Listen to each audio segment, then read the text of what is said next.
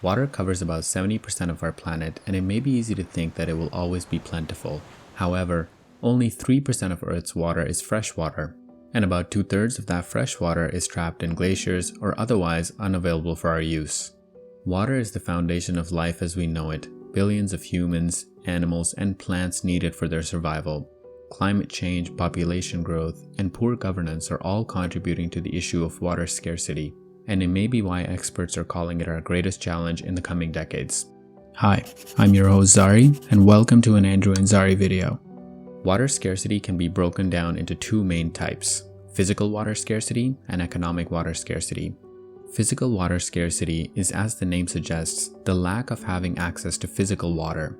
While it may seem shocking at first, most of the areas that now face physical water scarcity at some point in the past had enough water to sustain its inhabitants, and are now in a state of water scarcity due to overuse, which is usually linked to population growth in the area, poor management, or the negative impact of climate change. Over 1.2 billion people are estimated to be living in physical water scarcity. Economic water scarcity, on the other hand, is the lack of monetary means to be able to find and utilize a source of water.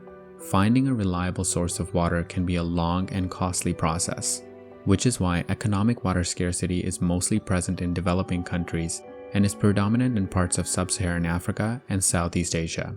About 1.6 billion people are estimated to be living in areas with economic water scarcity. Now that we've established the definitions of water scarcity, let's look at some causes. The human population has doubled in the last 50 years.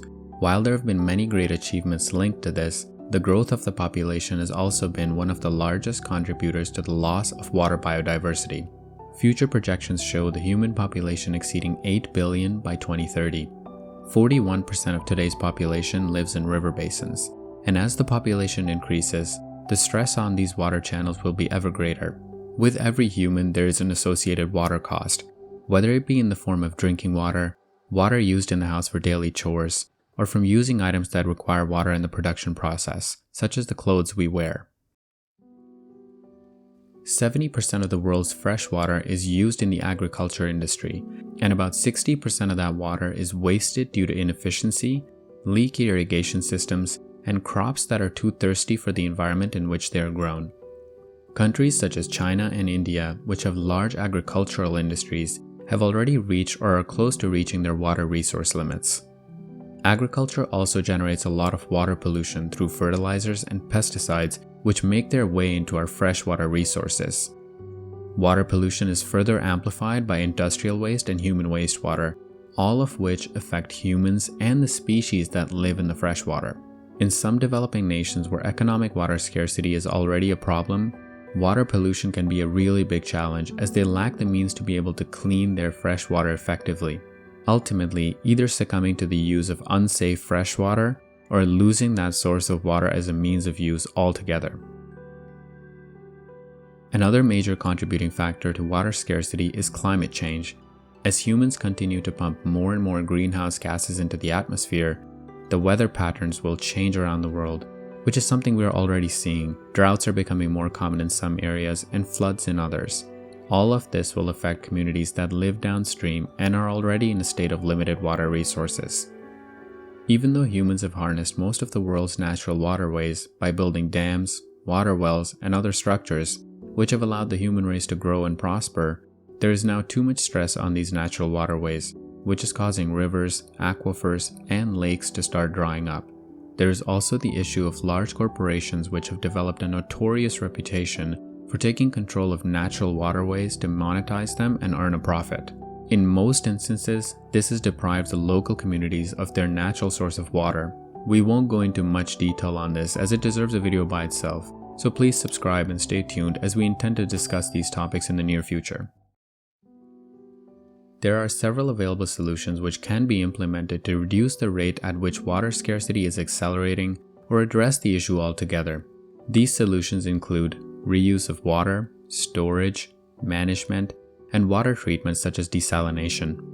It is important to also realize the reality that more than one of these policies need to be implemented simultaneously to effectively address the issue. For instance, desalination without proper storage or management would be incomplete, The increasing demand due to population growth and other factors would soon start the cycle again. Water reuse is often an underutilized initiative.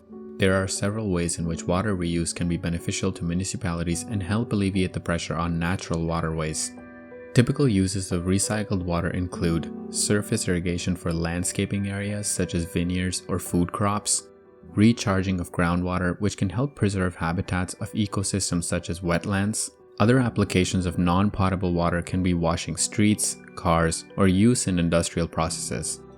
Having systems in place that use recycled or reused water in these processes can turn wastewater, once viewed as useless, into a valuable commodity. There are several water recycling companies which are now offering services in residential, commercial, as well as industrial processes. However, most of these companies are in the developed world, which is not where the vast amount of water scarcity currently exists. Desalination is the process of turning water that is too salty for human consumption and bringing its saline amounts back to safer levels. The saline in certain types of water, such as seawater, can sometimes be 35 times the amount which is considered safe for human consumption. Desalination is a very effective process of increasing a community's total usable water availability. However, desalination is also an extremely inefficient process when compared to conventional methods of getting water. Countries that currently use large-scale water desalination are Saudi Arabia, UAE, and other countries in the Middle East. Even though this is a very resource-heavy process, it can be very effective if coupled with a green source of energy, such as solar. There are several new technologies which can help economically challenged communities to overcome water scarcity, such as water sears, which is effectively a wind turbine which produces condensation in a chamber which is dug 6 feet in the ground, pulling air into the cooled chamber, producing condensation from the atmosphere. There are other technologies as well, such as fog catchers and graphene filters, which help reduce the cost of desalination. All of these technologies, while effective, will ultimately be deemed useless unless they are paired with proper management. The most important piece to the puzzle of water scarcity is always going to be management.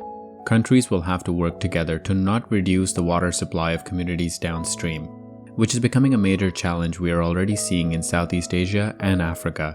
Ethiopia is building a dam which will reduce the total water that reaches Egypt through the River Nile. China is planning a mega dam in the Tibet region which has India quite concerned. Tensions are beginning to spiral out of control because these countries understand what the lack of water could mean for their communities.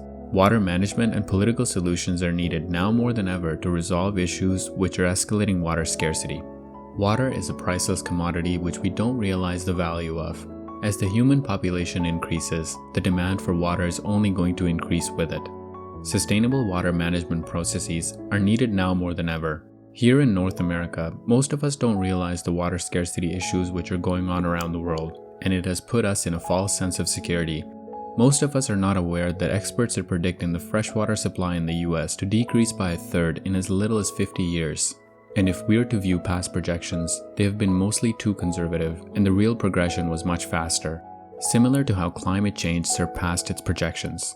While it may seem like there isn't much you can do to conserve water on a global scale, awareness and education are listed as some of the main solutions to combat water scarcity.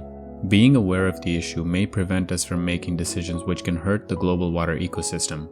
However, this awareness needs to spread beyond just the individual level. Without the involvement of corporations and municipalities, this solution is not complete. So help us spread the message. Share this video with your friends and family, or else.